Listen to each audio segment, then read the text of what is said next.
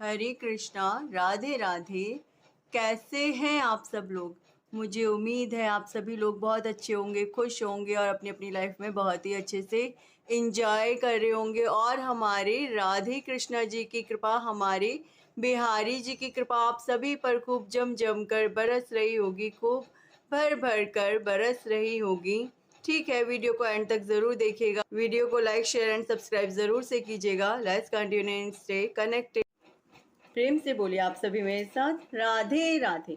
प्रेम से बोलिए राधे राधे। ठीक है, वीडियो को शुरू करते हैं। सबसे पहले प्रेयर कर लेते हैं। ओम नमो भगवते वासुदेवाय। ओम नमो भगवते वासुदेवाय। कृष्णं नारायणं वन्दे, कृष्णं वन्दे व्रजप्रियं, कृष्णं पायनं वन्दे, कृष्णं वन्दे प्रथासुतम्। जय जय श्री राधे। अथ 10वां अध्याय, भागवत के 10 लक्षण।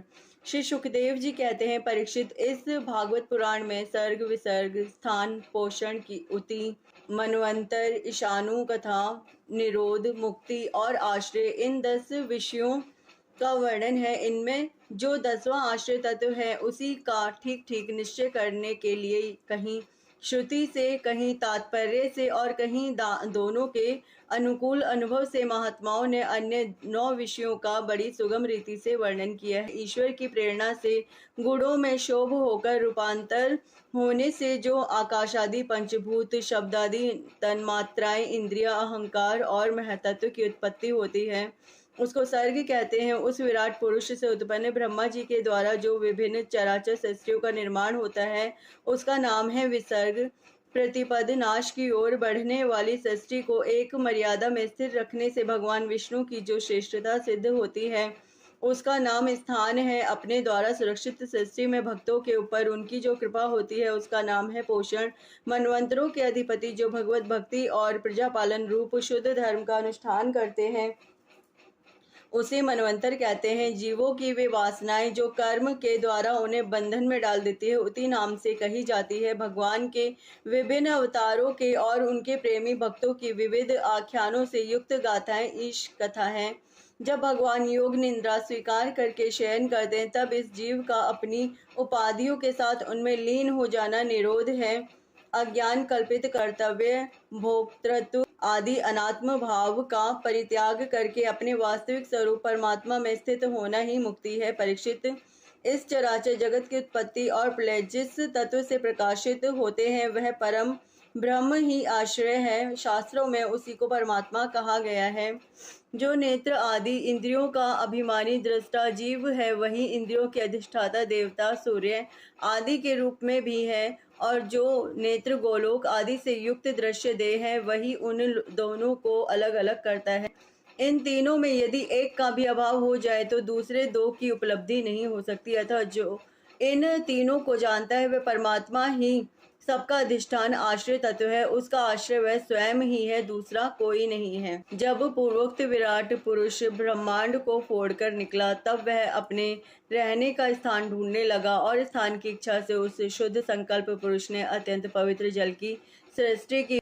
विराट पुरुष रूप नर से उत्पन्न होने के कारण ही जल का नाम नार पड़ा और उसे अपने उत्पन्न किए हुए नार में वह पुरुष 1000 वर्षों तक रहा। इसी से उसका नाम नारायण हुआ। उन नारायण भगवान की कृपा से ही द्रव्य, कर्म, काल, स्वभाव और जीव आदि की सत्ता है। उनके उपेक्षा कर देने पर और किसी का अस्तित्व नहीं रहता। उन अद्वितीय भगवान नारायण ने योग निद्रा से जगकर अनेक होने की इच्छा की। तब अपनी माया से उन्होंने अखिल ब्रह्मांड के बीच स्वरूप अपने स्वर्ण में वीर्य को 3 भागों में विभक्त कर दिया, अधिदेव, अध्यात्म और अधिभूत। परीक्षित, विराट पुरुष का एक ही वीर्य 3 भागों में कैसे विभक्त हुआ सो सुनो।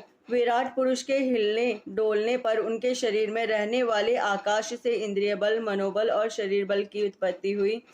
उनसे इन सबका राजा प्राण उत्पन्न हुआ। जैसे सेवक अपने स्वामी राजा के पीछे पीछे चलते हैं वैसे ही सबके शरीरों में प्राण के प्रबल रहने पर ही सारी इंद्रियां प्रबल रहती हैं और जब वह सुस्त पड़ जाता है तब सारी इंद्रियां भी सुस्त हो जाती हैं। यहाँ प्राण की बात हो रही है।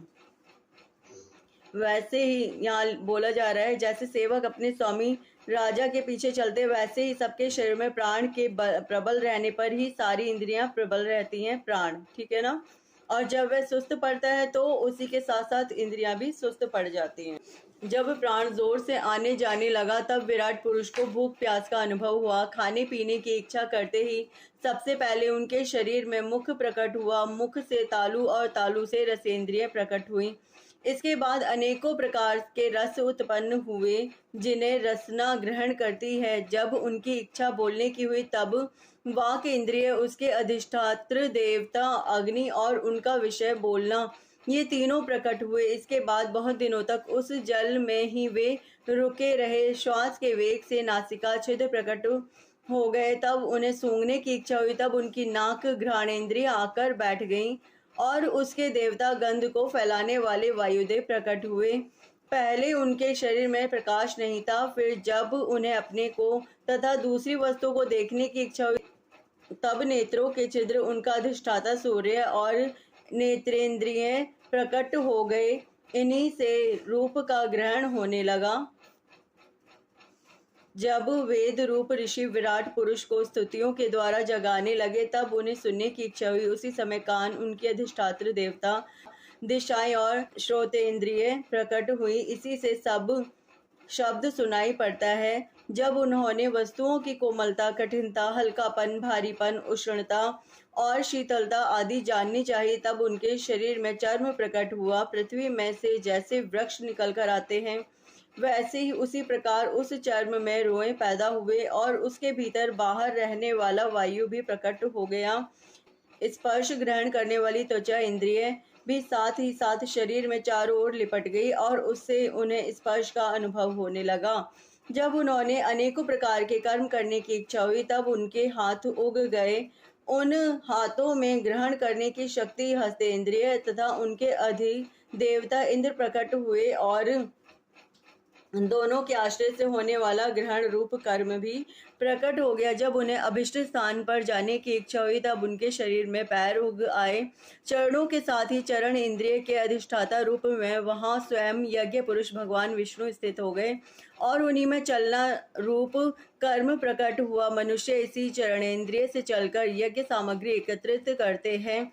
संतान रति और स्वर्ग भोग की कामना होने पर विराट पुरुष के शरीर में लिंग की उत्पत्ति हुई। उसमें उपस्थेंद्रिय और प्रजापति देवता तथा इन दोनों के आश्रय रहने वाले काम सुख का आविर्भाव हुआ। जब उन्हें मल त्याग की इच्छा हुई तब गुदाद्वार प्रकट हुआ। तत्पश्चात उसमें पायु इंद्रिय और मित्र देवता उत्पन्न हुए। इन्हीं दोनों के द्वारा मल त्याग की क्रिया संपन्न होती है। अपान मार्ग द्वारा एक शरीर से दूसरे शरीर में जाने की इच्छा होने पर नाभि द्वार प्रकट हुआ।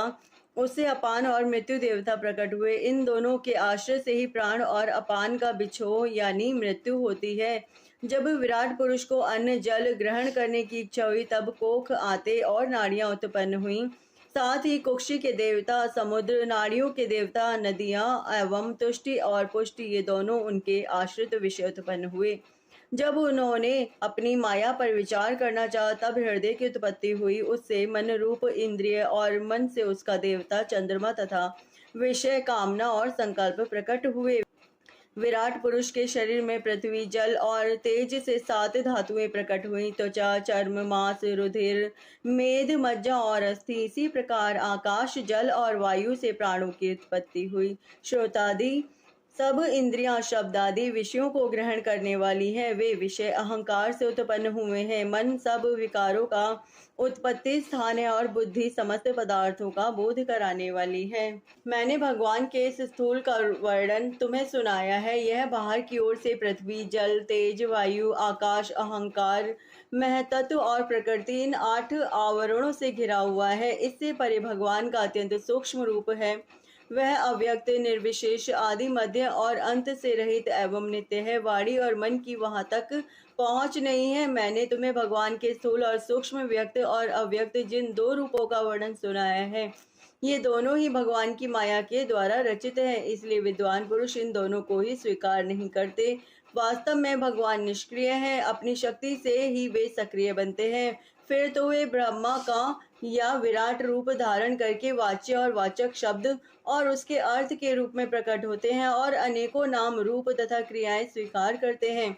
परीक्षित, प्रजापति, मनु, देवता, ऋषि, पितर, सिद्ध, चारण, गंधर्व, विद्याधर, असुर, यक्ष, किन्नर, अप्सराएं, नाग, सर्प, किम पुरुष, उरग, मात्र, काय, राक्षस, पिशाच, प्रेत, भूत, विनायक, कुष्मांड, उन्माद, वेताल, यातुधान, ग्रह, पक्षी, मृग, पशु, वृक्ष, पर्वत, सरीसर्प इत्यादि जितने भी संसार में नाम रूप हैं सब भगवान के ही हैं।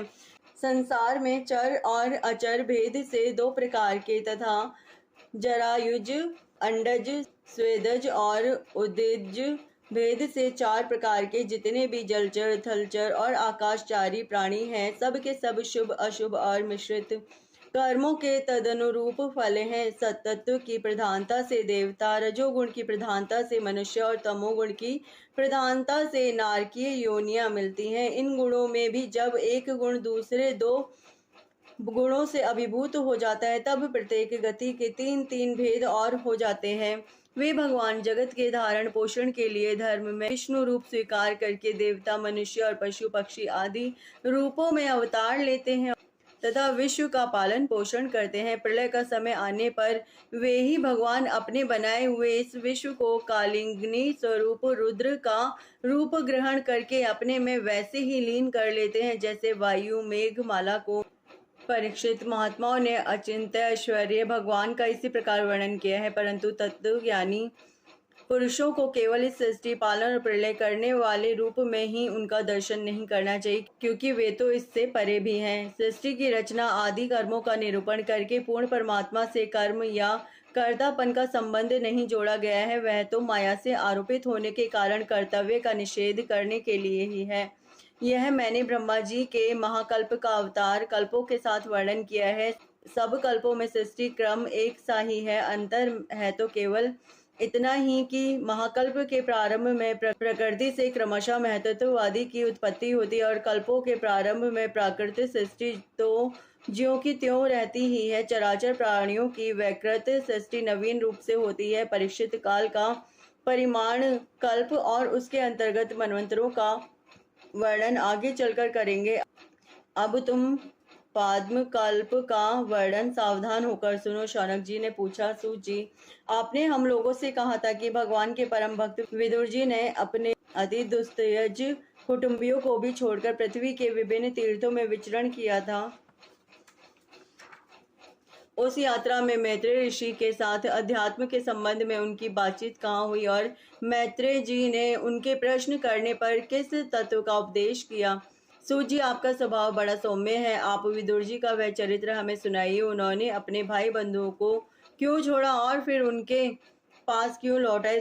सूत जी ने कहा, शौनकादि ऋषियों, राजा परीक्षित ने भी यही बात पूछी थी। उनके प्रश्नों के उत्तर में श्री शुकदेव जी महाराज ने जो कुछ कहा वही मैं आप लोगों से कहता हूँ, सावधान होकर सुनिए। इति श्रीमद्भागवते महापुराणे व्यासक्यामष्टादश सहस्रायाम पारमहंस्याम संहितायां द्वितीय स्कंधे पुरुष संस्थानुवर्णनम नाम 10वां अध्यायः इति द्वितीय स्कंधः समाप्तः।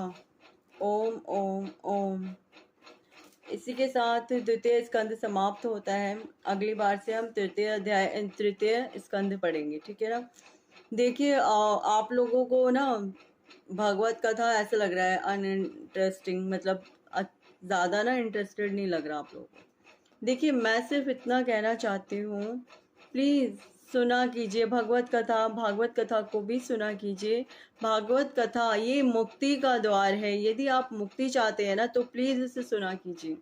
भागवत कथा, भगवत गीता हमें जीवन के हर तरीकों को कैसे सही तरीके से जीना है, जीवन कैसे अच्छे प्रकार से जिया जा सकता है, ये सिखाया जाता है। लेकिन भागवत कथा ये वो द्वार है जिससे आपको मुक्ति प्राप्त होगी। आपने ठीक है सब कुछ किया, भगवत गीता कर ली, बट अगर भागवत कथा नहीं की तो जो मुक्ति प्राप्त होनी चाहिए वो कहाँ से प्राप्त होगी? मुक्ति के लिए तो भागवत कथा बहुत ज़रूरी है। अब आप कहोगे मैं तो 7 दिन में नहीं पढ़ रही। मान लो मैं 7 दिन का लेके भी बैठ जाऊं तो कितने जने 7 दिन का सुनने वाले? और सीरियसली मैं इसे पढ़ने के हिसाब से नहीं पढ़ रही हूँ, मैं इसे इसलिए पढ़ रही हूँ कि आप लोग भी मन से सुन सकें और ध्यान से सुन सकें। मन से सुनोगे, ध्यान से सुनोगे तो वाक़ई में आप ही को बेनिफिट होने वाला है ना? हाँ, थोड़ा मैं लो फ़ील कर रही हूँ, कुछ दिनों से तबीयत ऐसे ही चल रही है, इस वजह से थोड़ा लो फ़ील कर रही हूँ, बट आप लोग हैं ना मुझे ब्लेसिंग्स देने के लिए, तो आप लोग मुझे अपनी-अपनी ब्लेसिंग दीजिए, मैं जल्द से जल्द ठीक हो जाऊँगी, है ना? ठीक है, इसी के साथ मैं विराम लेती हूँ और प्रेम से बोलिए आप सभी मेरे साथ, राधे राधे। प्रेम से बोलिए राधे राधे। हरे कृष्ण।